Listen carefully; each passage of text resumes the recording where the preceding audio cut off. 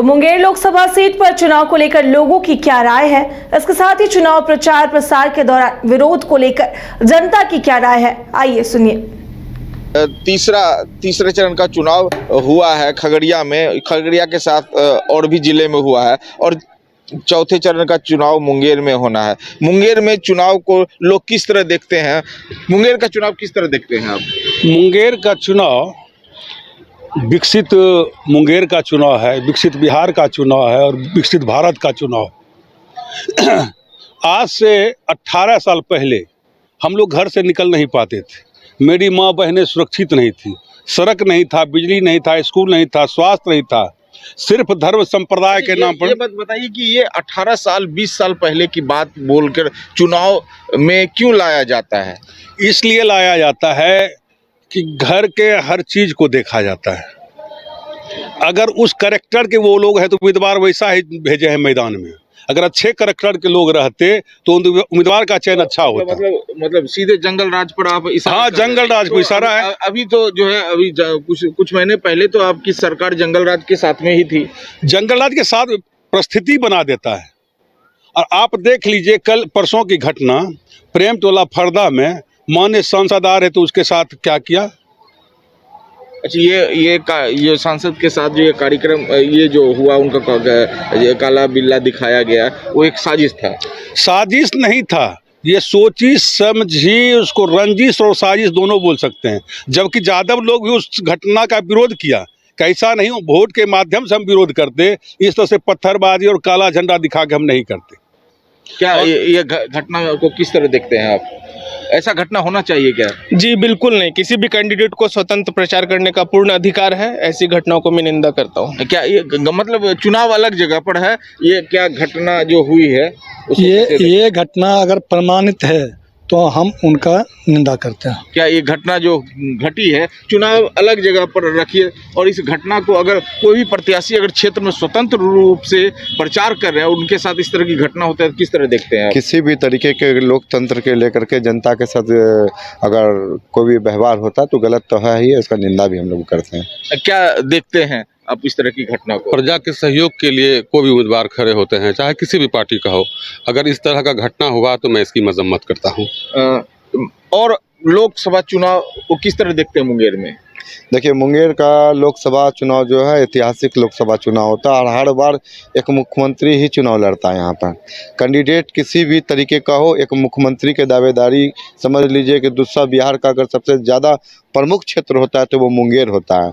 और मुंगेर आज नहीं, इतिहासों के चर्चाओं से जो जाना जाता है। मुंगेर में चुनाव के रूप में चुनाव जो है, यहाँ जनता भी जो है एक बेहतर रूप से एक अपना प्रतिनिधित्व चुनता है, जिसका जीता जागता हर वक्त चुनाव के समय में देखने के लिए भी मिलता है। बेहतर प्रत्याशी चुनने के लिए आप क्या मानते हैं? अभी जो हम जो विकास करेंगे हम उनको बेहतर प्रत्याशी मानते हैं। लोग झूठ फूस करके दोनों अपराधी है कर करके तूल दे रहे हैं, ऐसा कोई बात नहीं है। चुनाव में अगड़ा पिछड़ा की आवाज़ जो आई है, ये आना चाहिए क्या?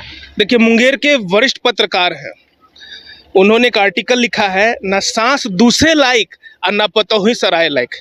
मुंगेर की जनता की वो स्थिति हो गई है कि वो निर्णय नहीं बना पा रहे हैं। यहाँ पे सबसे बड़ा दोष कहीं ना कहीं पार्टियों का है। लोकतंत्र यहाँ दिख नहीं रहा है, पार्टी तंत्र दिख रहा है। अलट पलट करके 5 साल तक तो जनता को परेशान कर दिए। आज चुनाव में ये लोग जितने एक्टिव नजर आ रहे हैं, इतना एक्टिव ये अगर जनता के विकास के लिए, जनता को पूछने के लिए कर नहीं पाते, कुछ नहीं कर पाते, लेकिन मिलने भी आते तो आज एक विकास का नया रूप प्रारूप यहाँ पे जरूर दिखता। फॉरवर्ड बैकवर्ड ऐसा कितना मानसिकता समाज में आज फिर से क्रिएट हो गया, जनता टूट रही है।